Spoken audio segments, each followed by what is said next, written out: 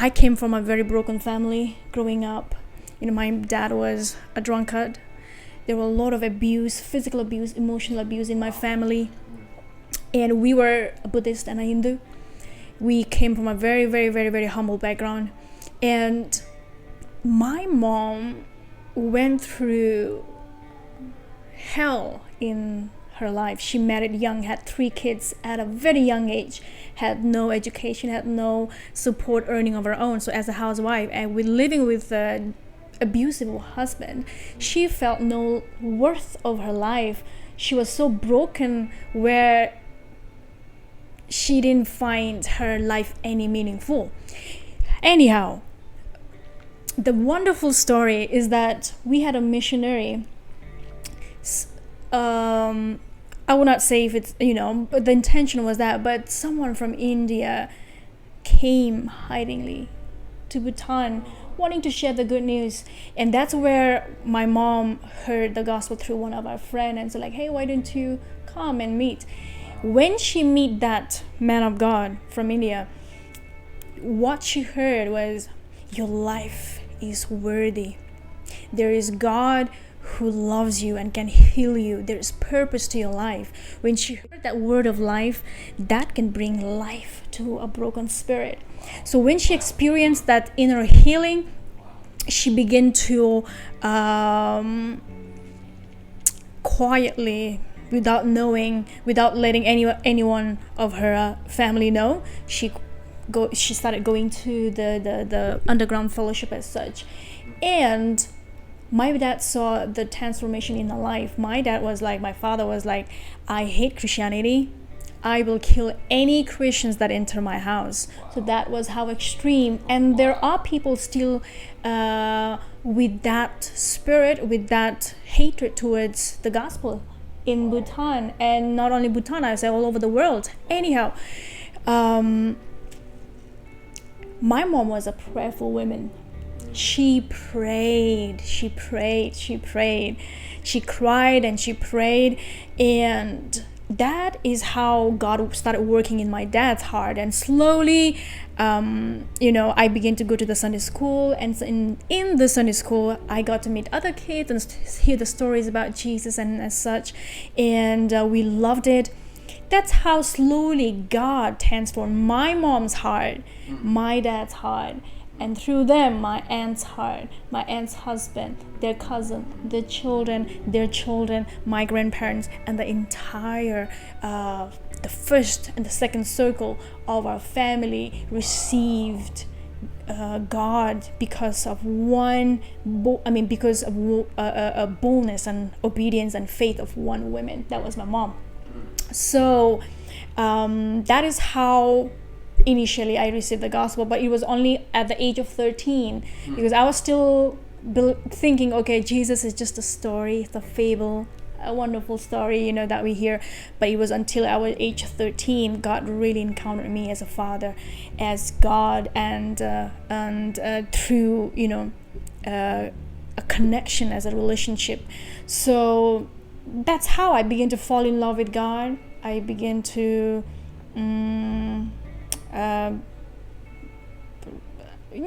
even as a teenager, I went through a lot of difficulties, definitely, as God says, it's not all bed of roses.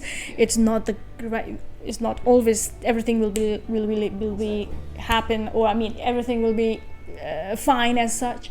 But through that brokenness, I found who really this Jesus is, who really is God.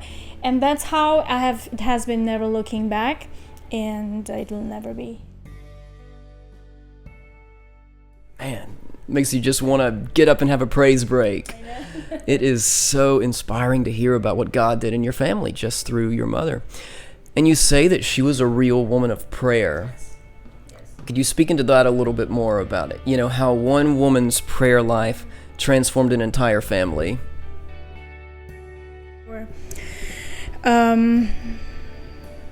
My mom, she was not an educated woman. She was not highly educated. She could just read and write barely. But I really believe that she encountered God in a very, very, very special way, because she was so hungry. She was so hungry in spirit, and I could remember her praying in the middle of the night, crying for souls. She'll be crying for like, God, my brother needs to be saved, my dad, my cousin needs to be saved. And she used to cry, and I was pretty young, and I had no really much comprehension of what she's really doing. But she went night after night for fellowships. She used to walk 3 to 4 hours to go, and in the jungle. Bhutan, we were in the mountain. It was scary. She, with a torchlight, very cheap torchlight, she attended fellowships. It was a home church that used to happen. House church, yes. And I saw her a radical life. She was not lukewarm. And I don't mean to say anything wrong, but the other, like I said, compared to my dad was more like, let's flow with it. But my mom was in fire. She was in radical love with God. Wow, I had no idea about the depth of your mother's prayer life. What can we say except, to be grateful to God that we had praying mamas. But I also think that your story is very poignant because this is a region of the world that has historically been really disempowering to women. And I can also say the same for the church. Throughout a lot of its history, has really done its best to keep women down, intentionally or unintentionally. And I think that your story helps reiterate how that women have a very strong place within the church, and that we need to respect the fact that God is going to use them in such a powerful way. And I believe that Christianity is the most empowering faith in the world toward women, just because of the way that we see Him using them throughout the Scriptures.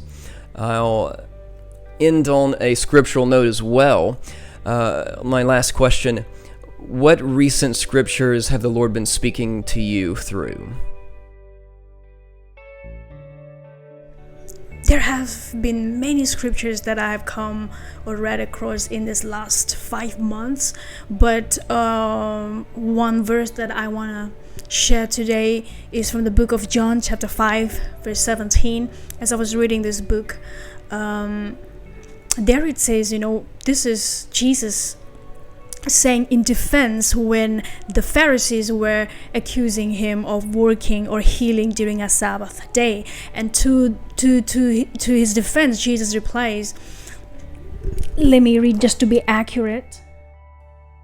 My Father is always at his work to this very day, and I too am working. Personally, for me, what this verse spoke or taught me is that God, Jesus himself, is the greatest example of someone who loves work, who is moving, he's working, he's always at work. And that's what Jesus is saying, so am I too. And I was like, if God is moving and working all the time, I need to follow him. I need to look at him and love work just as he loves. And I was like, sweating is good. Using your energies daily is good.